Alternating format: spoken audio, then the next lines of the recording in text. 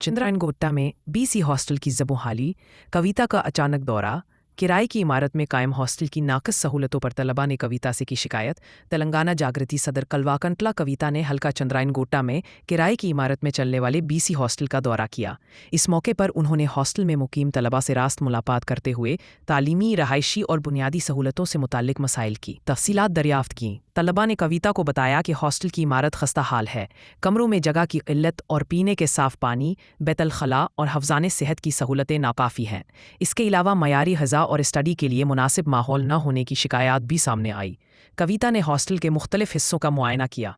उन्होंने कहा कि बीसी तलबा को मयारी तालीम और बेहतर रहायशी सहूलतें फ़राहम करना हुकूमत की ज़िम्मेदारी है। कविता ने मुतल्लिका महकमा के आला हक्काम से फ़ौरी मसाइल के मुस्तकिल हल और सहूलतों की बेहतरी को यकीनी बनाने का मुतालबा किया।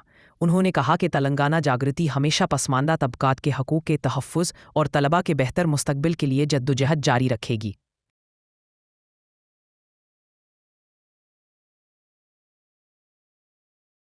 देखने के लिए आए हैं। ये बीसी हॉस्टल रेंटेड है। Aunty rent BC hostel rented है। यहाँ पे 3 सालों से उनको किराए भी नहीं दिए ओनर को।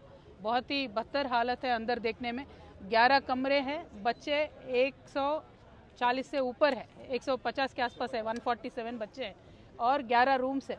तो एक रूम में 20 बच्चे 25 बच्चे यहाँ हैं और एक के पास भी कंबल नहीं है, चादर नहीं है। इतने सर्दी में बिल्कुल ही बच्चे बहुत परेशानी में हैं और मैं डिमांड करती हूँ सरकार से, आप जल्दी देखिए एक बार पूरा BC welfare, SC welfare, ST welfare hostel को आप ज़रा एक बार रिव्यू कीजिए और इसके बाद एक्शन लीजिए। अगर आप नहीं देते हो तो 1 हफ्ते में हम आके इनको जो है सहूलत करेंगे और अगर हम करेंगे तो बेइज्जती तो सरकार की होगी। तो आप जल्द से जल्द एक कदम उठाइए। Thank you. जय तेलंगाना।